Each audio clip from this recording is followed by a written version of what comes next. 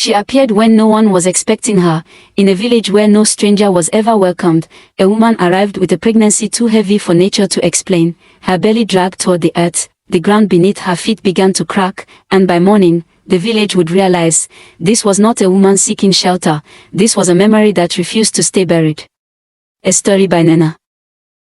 In the ancient village of Abodo, a place where the wind whispered the names of the dead, there existed an unspoken rule, a rule older than the shrines hidden deep within the forest. No stranger was ever trusted, especially not one who arrived at night. In Abodo, visitors came with the sun and left before dusk. Anyone who dared to cross the village boundary after dark was either lost or running from something far worse. So when she appeared, the entire village knew something was terribly wrong. It was a marketive night, the kind of night when traders had long returned home and cooking fires burned low. The sky hung heavy with dark clouds, thick and unmoving, as though the heavens themselves were holding their breath.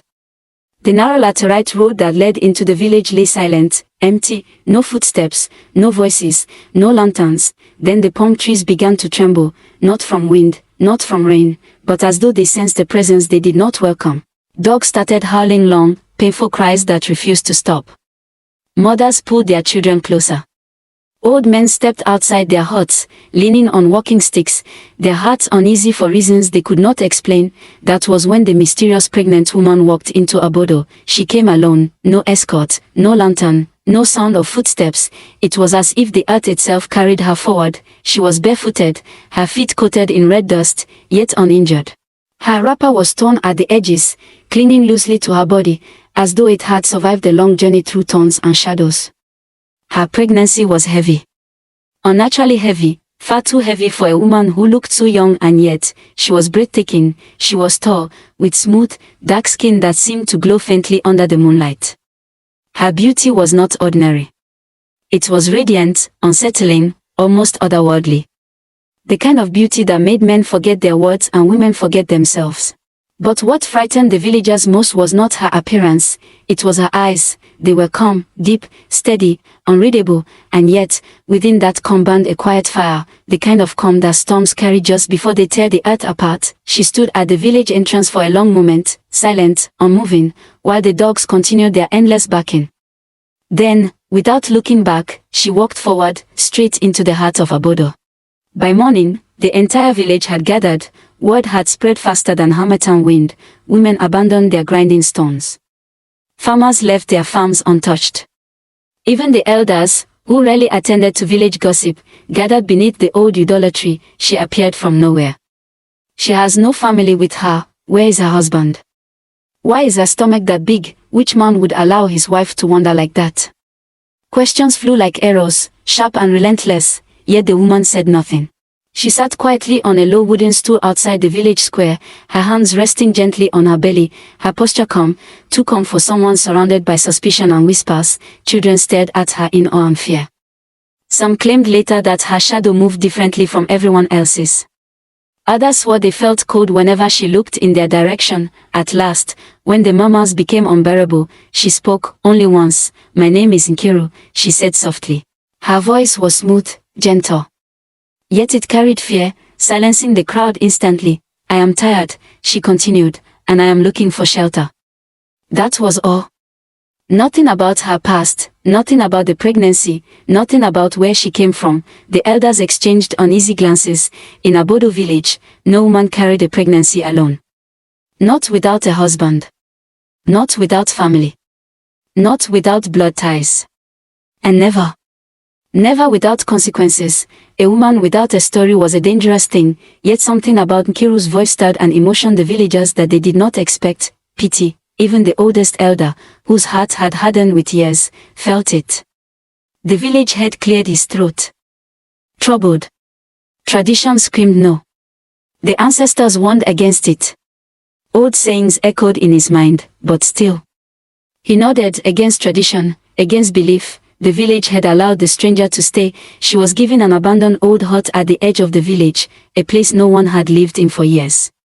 A place close enough to the village, yet far enough to keep her watched. As Nkiru was led away, her eyes briefly met those of the village chief priest. For a split second, his blood ran cold, because he recognized that look, and he knew deep in his bones that this decision would soon shake Abodo village to its very roots. After Nkiru was settled into the abandoned hut at the edge of the village, something strange happened. She disappeared, without leaving, for days. No one saw her step outside, no smoke rose from her hut, no lampstand light flickered at night, no sound of cooking, no movement, no cough, no cry. The hut remained sealed in silence, as though it had swallowed her whole. The villagers watched closely. Every morning, curious eyes passed by the hut, expecting to see signs of life, footprints in the sand, an empty water pot, anything, but there was nothing, and yet she was inside. How can a pregnant woman stay inside for days without food? One woman whispered while carrying a pot of water on her head. Even strong men cannot survive that, another replied. Concern slowly replaced fear. A few kind-hearted women, moved by sympathy, gathered food, pounded yam, vegetable soup, fresh water in clay pots, and walked gently to her hut. They knocked. Nkiru, one of them, called softly, "We brought you food. You are new here. You may not know your way around." Silence, then. Her voice, "I do not need food," she said calmly from inside. "I do not need water." The woman froze. They tried again the next day. Again, she refused. No matter what was offered, food, water, fruits, herbs, she rejected everything. Yet each morning, when they returned to check, she was still alive. Days passed, and something else began to trouble the villagers. Her belly kept growing, not slowly, not naturally. The longer she stayed without eating, the heavier her pregnancy became. It swelled in a way that made midwives uneasy. Some claimed it grew overnight. Others swore it shifted when she slept. Fear crept back into Abodo village. What kind of child grows without food? What kind of woman survives without water? No one had answers. Then, one night, Nkiru came outside. It was deep into the night, when the moon hung low and shadows stretched long across the village paths. She stepped out quietly, her belly so large it nearly brushed the ground as she walked. She did not speak. She simply walked, slowly, deliberately. From one compound to another, the villagers watched from behind doors and windows, hearts pounding. Whenever she paused before a hut, she would stare at it, long, searching stares, as if memory tugged at her soul, as if she was remembering something she had lost. Children in the huts she passed slept deeply that night, peaceful, undisturbed, smiling in their dreams. Sick children woke up stronger by morning. Old wounds healed. Fevers gone, and the land responded. Crops grew greener, fruits ripened faster, barren women conceived, livestock multiplied. Since Nkiru entered Abodo village, good things had begun to happen. Even the village chief priest was confused. "I have never seen power like this," he admitted quietly. But still, she did not eat, she did not smile, she did not speak to anyone. She only walked at night, and sometimes, very late into the night, those brave enough to linger near her hut heard something that chilled their blood. Chants, low, ancient, heavy, not of this land, not in any language they recognized. The words crawled into their dreams, unsettling, powerful, impossible to forget. Yet nothing bad happened. Instead, Abodo village flourished. Slowly, fear turned into reverence. Maybe she is not human, some whispered. Maybe she is a god, others insisted. Perhaps she has returned to bless us. They gave her a new name, Nguwa the Great, the forgotten deity of the land. Offerings were left at her doorstep, yams, palm wine, goats, white cloth. People bowed whenever she passed. Mothers whispered prayers in her name, but Nkiru, Nguwa, never touched a single offering. She only watched, silent, pregnant, unblinking. What the villagers did not know, what no one remembered, was that the abandoned hut they gave her, the lonely hut at the edge of the village, was the very same hut she had lived in many years ago, the same walls, the same doorway, the same ground that once knew her tears. And as Nkiru stood outside one night, resting her palm on the cracked mud wall, a faint smile crossed her lips, because the village had finally brought her home. By the third week of Nkiru's stay in Abodo village, something changed. The blessing remained, but peace did not. The nights grew heavier, the wind no longer moved freely through the trees, and the forest, once quiet, began to murmur. Nkiru continued her nightly walks, but now, she walked with purpose, no longer slow. No longer wandering, she followed paths no one remembered creating. Narrow footways swallowed by grass and time. Paths even the hunters avoided, claiming their compasses failed and their spirits weakened whenever they strayed too deep, and yet, she never hesitated. She walks like someone who knows where she is going, a young man whispered one night. Another replied. No stranger knows Abodo village like that. Eyes began to follow her, careful eyes. Suspicious eyes, because though the villagers called her Nguwa the Great, something about her movements troubled them. She did not explore the village like a visitor. She moved like someone searching, remembering, measuring. That same week, the village chief priest began to dream, not ordinary dreams. He saw red soil soaked with tears. He heard women crying, their voices cut short. He saw a pregnant woman standing alone, her face hidden, her belly glowing faintly in the dark. Every time he tried to look closer, the earth would open beneath him. He woke up screaming, "This power is not new." He told the elders, his voice shaking, "It is old. Very old." The elders said nothing, but that night, none of them slept well. Nkiru started spending more time near the forest. Sometimes she stood at the boundary for hours, one hand resting on her swollen belly, whispering words no one could understand. The air around her felt thick, heavy, as though the forest itself leaned closer to listen. Those who followed her felt sudden fear, the kind that makes grown men turn back without knowing why. "She's not praying," one watcher said later. "She is calling something." Then came the sign no one could ignore. One morning, a group of hunters returned early, terrified. They claimed they heard a woman singing deep in the forest. A low, sorrowful song that made their ears ring and their hearts ache. When they traced the sound, they found fresh footprints, bare feet, pregnant footsteps, leading to a place no one had visited in years, and stopping abruptly, as though the earth had swallowed her. That night, no one in Abodo village saw Nkiru return to her hut. The moon rose, and the forest remained awake. By the time Nkiru returned to her hut the next morning, Abodo village was no longer united in its thoughts. The village was divided. Some said she was Nguwa, the forgotten god that has returned to bless them. Others whispered that she was a witch, hiding behind miracles. A few said nothing at all, but watched closely, fear growing in their eyes. Rumors moved faster than truth, and no one listened to them more closely than Ada. Ada was known in Abodo village by many names, but the most popular one was Ada the Curious Cat. She was young, sharp-eyed, and restless. She noticed everything: who quarreled, who cried at night, whose harvest grew too fast, if something strange happened in the village. Ada already knew before sunrise, and Nkiru's presence disturbed her deeply. How can a woman live without food? Ada asked again and again, how does a pregnant woman survive without water? What exactly does she do inside that hut? No one had answers, so Ada decided to find out herself. That night, when the moon climbed halfway into the sky and the village slept, Ada wrapped her shawl tightly around herself and slipped out quietly. Her heart pounded as she approached Nkiru's hut. The forest was silent, too silent. No insects, no frogs, not even the wind. She crouched beside the cracked mud wall and slowly raised herself to the small window opening, one the villagers believed was too high and narrow for anyone to see through. Ada peeked inside. What she saw froze her blood. Nkiru was inside the hut, but she was not lying on her back, as any pregnant woman would. She was lying face down, her massive belly pressed against the earth as though it weighed nothing. Her limbs were relaxed, her posture unnatural, comfortable in a position no human woman could endure, and she was chanting, low, rhythmic, ancient. Her voice did not echo, it sank into the floor. Ada's eyes widened as she noticed something else. Nkiru's belly moved, not like a child kicking, but like something turning, something shifting with intention.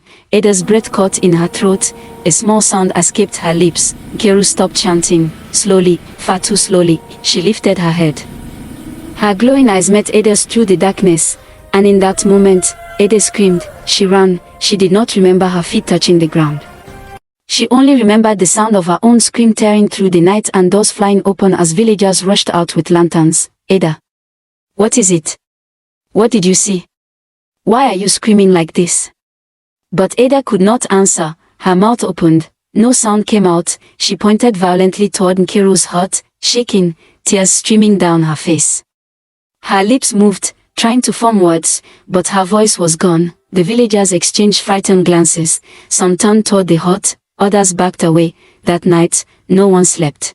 By morning, Ada was ill, her body burned with fever, her eyes darted wildly as though she was still seeing something no one else could. When she tried to speak, only air escaped her throat. The chief priest was called. He listened to her chest, touched her forehead, and stepped back slowly. "This is not sickness," he said quietly. "This is fear that saw too much."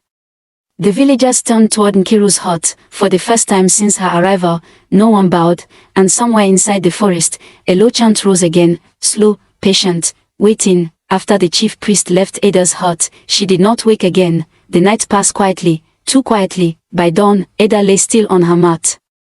Her eyes half open, her mouth frozen as if she had tried one last time to speak but could not. When her mother screamed, the entire compound shook with fear. Ada, the curious cat, the girl who saw too much, was dead. No wound marked her body. No blood, no struggle. Just silence, and that silence spread through Abodo village like wildfire. Fear replaced reverence. People locked their doors, children were pulled indoors before sunset, offerings at Nkiru's hut stopped overnight. By mid-morning, the village gong was sounded, all elders, titled men, and the chief priest were summoned to the king's palace. This was no longer a matter of worship, it was survival. Inside the palace, voices clashed. "She must leave this village." One elder shouted, "She came with blessings." Another argued, though his voice trembled, "Ada is dead." Someone cried, "Who will be next?" The king sat in silence, his fingers digging into the arm of his throne. Finally, all eyes turned to the chief priest. He had not spoken since morning. His face looked older, his eyes looked haunted. "We cannot banish her," he said quietly. The room went silent, because, he continued, his voice cracking, "she is not a stranger." Murmurs rose. "What do you mean? Speak clearly. Who is she?" The chief priest swallowed hard. Then he said the words that shattered the room. "She is someone we buried years ago." The elders froze. Memories long buried began to stir, memories wrapped in hunger, fear, and shame. And as the chief priest closed his eyes, the palace faded away. Long ago, before Nkiru became a whisper, before her name was feared, there was a time when Abodo village was dying. The famine came without warning. Rivers shrank into muddy lines, yam barns emptied, children cried themselves to sleep. The elders prayed. The chief priest performed rituals. Nothing worked. Then the ancestors spoke, not in dreams, but through desperation. The land must drink, they said, a life must return what was taken. A sacrifice was demanded. That was when they noticed her, Nkiru. Young. Beautiful. Pregnant, her husband had died months earlier in a distant land conflict. Nobody was returned after his death. No family stood behind her. She lived quietly, surviving on pity and strength. When her pregnancy showed, whispers followed, "She is alone. No man claims the child. She has no voice." And in a starving village, silence became permission. They called her to the elders' square. They lied to her. They told her the gods wanted to bless her unborn child. They said she had been chosen for honor. They promised songs, prayers, remembrance. Nkiru believed them, because she trusted her people. That night, they led her into the forest, to a shallow pit already prepared. When the truth finally reached her heart, her scream tore through the trees, but the forest did not answer. The earth closed over her body, over her unborn child, over her trust, and the next morning, rain fell, the famine ended. An Abodo village survived. Back in the palace, the chief priest opened his eyes. "She has returned," he said softly, "not as a blessing, but as a curse." Outside, the wind stirred, and somewhere near the forest, a pregnant woman stood on the ground, exactly where the earth once swallowed her whole. By midday, Abodo had become a village without direction. Ada was dead, the truth had been spoken, and fear now walked freely through the streets. The elders no longer argued. For the first time since Nkiru's return, they agreed on one thing: we must go to her. The oldest elder said, his voice low and broken, "We must speak to her before the land does." No one talked about banishment anymore. No one mentioned worship. This was no longer about a god, this was about vengeance. They walked together. Elders, the chief priest, titled men, and a few brave villagers stood Nkiru's hut at the edge of the village. No one carried weapons, no one sang prayers, even the wind seemed to move aside for them. When they arrived, the hut stood exactly as it always had, silent, still, waiting, but Nkiru was gone. Her mat lay untouched, the clay floor was cold, no footprints led away, it was as if she had never left. And yet had never been there. A strange chill filled the hut. One of the elders stepped back suddenly, his face pale. This place. He whispered, staring at the wall. She knew this place. The chief priest turned slowly, his eyes scanning the room, and then he saw it, a faint carving on the wall, almost erased by time, a woman's mark. His breath caught. This hut, he said quietly, was hers. This was her home years ago. Silence crashed down on them. The abandoned hut they had given her out of pity was the same hut she had lived in before the famine. Before her death, they had brought her home. A sudden gust of wind rushed past them, carrying the scent of damp earth and old rain. The forest stirred. Not violently. Not angrily, calling. The chief priest stepped forward without thinking. She is not here, he said. She is where it ended. No one asked where that was. Their feet moved on their own. The forest path opened as though it had been waiting. Trees leaned away, roots shifted beneath the soil. They followed the wind until they reached a clearing long forgotten by memory but not by the land. And there, she stood, Nkiru. Her back to them, one hand resting on her swollen belly, the other pressed against the earth. The ground beneath her feet was cracked open, splitting slowly, quietly, as though breathing. Dark soil glistened, moisture seeped upward, not flooding, not spilling but enough to stain the earth. The land was waking up. One of the elders fell to his knees. Nkiru. The elder whispered, his voice shaking, we have come to beg. She did not turn. The wind stopped. Then she spoke. Her voice was calm, steady, unforgiving. You did not beg me when I trusted you, she said. You did not beg the earth when it closed over me. She turned slowly. Her eyes were no longer calm. They were ancient. You buried me here, she continued, her voice sinking into the soil. And now the land remembers. Thunder roared in the distance. The crack in the earth widened just a little more, and for the first time, Abodo village understood. This was not a haunting, this was judgment waiting to begin. The thunder did not break immediately, it waited. The elders remained frozen in the forest clearing, staring at Nkiru as though the earth itself had taken human form. No one dared to move closer. No one dared to run. Then, slowly, Nkiru turned away from them. She placed both hands on her belly and whispered words the forest seemed to understand, and the land answered. Out of her belly flowed water and blood as if she was birthing judgment, yet her stomach remained big. The first sign came before nightfall. A strange rain cloud gathered over Abodo village, but only over certain compounds. Not the whole village. Just a few. The chief priest noticed it first. This rain is choosing, he said quietly. When the rain fell, it did not destroy roofs or wash away homes. It soaked the ground deeply, heavily, as though the earth was drinking. By morning, something was wrong in the compound of one of the oldest elders, one who had spoken loudly during the sacrifice years ago. A strong man died without warning. No sickness. No struggle. Just sudden death, like a candle losing flame. Before sunset, another followed, then another. Their farmland started dying. The village river was covered in blood. Sickness spread through the land, but death only came for those whose blood carried the decision. Women began to wail, this is not normal. The land is calling names. Fear spread like fire through dry grass. The elders gathered again, but this time there was no shouting, only trembling. We did not mean for it to go this far. One elder cried, we were hungry. Another whispered, we were afraid. The chief priest shook his head slowly. The land does not measure intention, he said, it remembers action. That night, Nkiru walked again, but she did not walk through the village. She walked along the forest edge, her presence unseen but felt. Wherever she passed, dogs whimpered and refused to bark. Fires dimmed. Dreams turned heavy. Some villagers dreamed of red soil, others dreamed of a woman standing silently, watching. No one dreamed of peace. By the third day, Abodo village was no longer the same village. Laughter had vanished, songs were forgotten, every family traced their lineage in fear. Did our father attend the meeting? Did our grandfather speak? Who is next in line to die? Did our blood agree?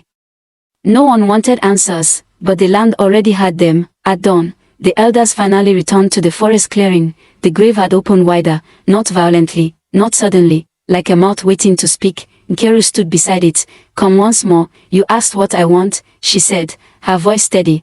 I want what was denied. She looked at them one by one. Truth. Remembrance. and an ending chosen by the land, not by men. The wind rose, and far away, another cry echoed through the village. Abodo village understood at last. This was not revenge, this was anger, and it had only just begun. By the time the sun began to sink, the whole village came out, not in fear, not in anger, but in shame. Men, women, elders, youths, mothers carrying babies on their backs, children holding calabashes too heavy for their small hands, even animals followed quietly. Goats, fowls, dogs. As though the land itself had summoned every living thing to witness what must be done, they gathered at the edge of the village, at the same place it all began, the hut, that abandoned hut they had offered her, the same hut they once watched her suffer in, the same hut they ignored years ago, the same hut that carried a forgotten name, and there she stood, Nkiru, standing calmly at the doorway.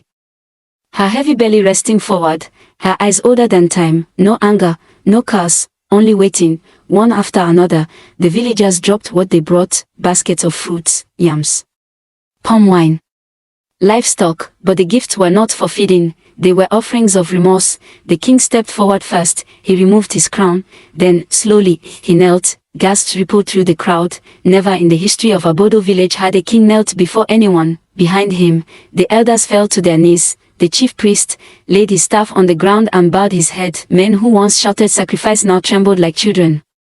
"We remember now," the king said, his voice breaking. "We forgot your name. We forgot your tears. We forgot our sin." The women wailed softly. "We blamed famine," one cried, but it was fear. "We said the land demanded blood," another said, but it was our hearts that were empty. They bowed lower. "Forgive us." Silence. Then Nkiru spoke. Her voice was gentle, but it carried across the village like wind over water. "I did not return because I hated you," she said. "I returned because you erased me." She touched her belly. "A village that forgets its sins," she continued, "plants them in the future." Tears streamed freely now. "You want forgiveness?" she asked. "Yes," the village cried as one voice. "Yes." "Then write my name where it cannot be buried again." They looked up. "Carve it into your history," Nkiru said. "Build my image not in shame, but in truth." She turned toward the forest. "Raise a statue of a pregnant woman," she commanded, "and place it at the edge of this village, where I was buried without a name. So that every child who asks will be told," she continued, "and every generation will remember." The king and chief priest bowed deeply. "It shall be done." As the night deepened, a strange calm settled over Abodo village. The wind softened. The ground stilled. When the first rooster crowed before dawn, the villagers returned to the hut. Nkiru was gone. No footprints. No sound, only peace. True to their word, they built a statue, a woman, pregnant, standing, and beneath it, they carved her name, Nkiru the Great. She was forgotten. The land remembered. From that day on, no human was ever sacrificed again. When hardship came, they chose compassion. When fear rose, they chose remembrance, and elders still warn, "Do not erase the weak." Because the earth keeps records. This is a true life story written by Nena. Please, do not forget to like, comment and hit the subscription button. Thank you.